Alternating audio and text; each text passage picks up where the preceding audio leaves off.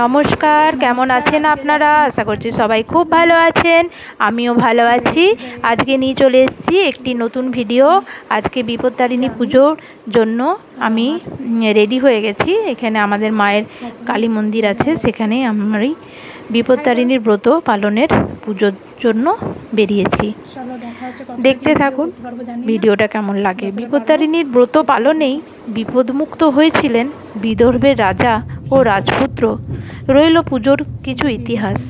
লক্ষণীয় আষাঢ় মাসের শুক্লা দ্বিতীয়া অর্থাৎ রথযাত্রা এবং শুক্লা দশমী অর্থাৎ উল্টো রথযাত্রার মধ্যে এই পুজো অনুষ্ঠিত হয়। বিপত্তারিণী অর্থাৎ যিনি বিপদ থেকে তাড়ন করেন বা রক্ষা করেন। বাংলার ঘরে ঘরে, বাংলার গ্রামে গঞ্জে এই পুজো বেশ জনপ্রিয়। এমনকি বাংলার বাইরে অর্থাৎ এই চেন্নাই, তামিলনাড়ুতেও আমরা এই পুজো পালন করে থাকি।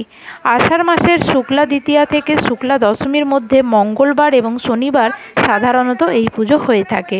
লক্ষণীয় আষাঢ় মাসের শুক্লা দ্বিতীয়া অর্থাৎ রথযাত্রা এবং শুক্লা দশমী অর্থাৎ উল্টো রথের মধ্যে এই পুজো হয়ে থাকে।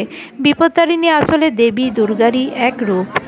মূলত মহিলারা অর্থাৎ আমরা এই দিন উপবাস থেকে দেবীর পুজো অর্চনা করে থাকি।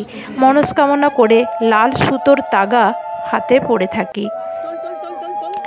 অনেকেই মনে করেন মা বিপত্তারিণী আসলে বাংলার এক লৌকিক দেবী। তবে মার্কণ্ডেয় মুনি প্রথম বিপত্তারিণীর ব্রতকথা প্রচার করে। বিপত্তারিণীর ব্রতকথায় দুই রাজপরিবারের কাহিনী প্রচলিত রয়েছে। বিদর্ভের রাজা সত্যদাসের পুত্র ছিলেন অলোকেশ। কথিত আছে তিনি একবার মৃগয়া করতে বেরিয়ে পথ ভুলে পাশের রাজ্য অবন্তিপুরে ঢুকে পড়েন। সে জায়গাটি ছিল অবন্তী রাজ্যের মৃগয়া ক্ষেত্র।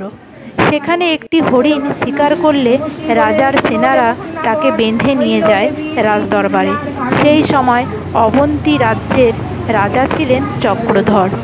সেই খবর বিদর্ভে পৌঁছলে বিদর্ভরাজ সত্যদাস ছুটে গেলেন অবন্তী রাজ্যের দরবারে, কিন্তু অবন্তীরাজ তাকেও বন্দি করলেন।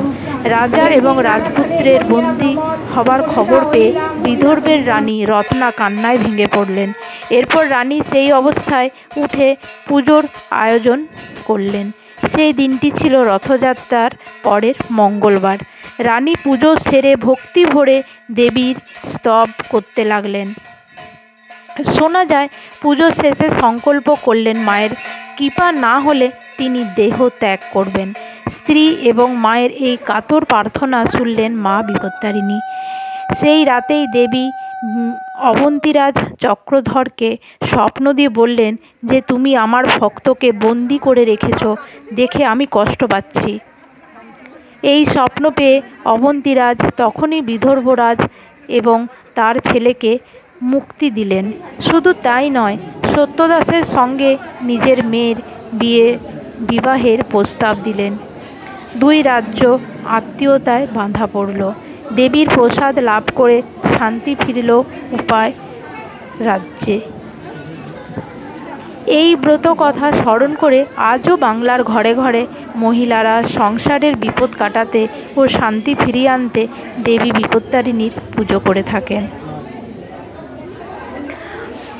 আমরাও এখানে মা বিপত্তারিণীর পুজো করে থাকি স্বামী সন্তানের মঙ্গল কামনায়, আমার মায়ের মঙ্গল কামনায়, আমার প্রিয়জনের মঙ্গল কামনায়, আমার পরিবারের, আমার আত্মীয় স্বজনের মঙ্গল কামনায় এই পুজো করে থাকি।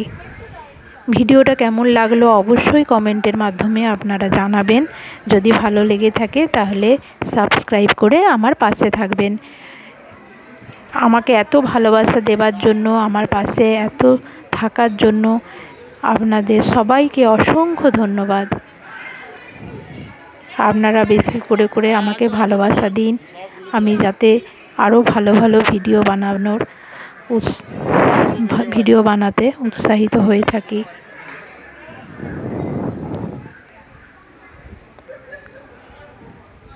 পুরো ভিডিওটি দেখার জন্য অসংখ্য ধন্যবাদ। এইভাবেই পাশে থাকবেন, এইভাবেই আমাকে ভালোবেসে থাকবেন। প্লিজ সবাই আমার চ্যানেলটি সাবস্ক্রাইব করে আমার পাশে থাকবেন।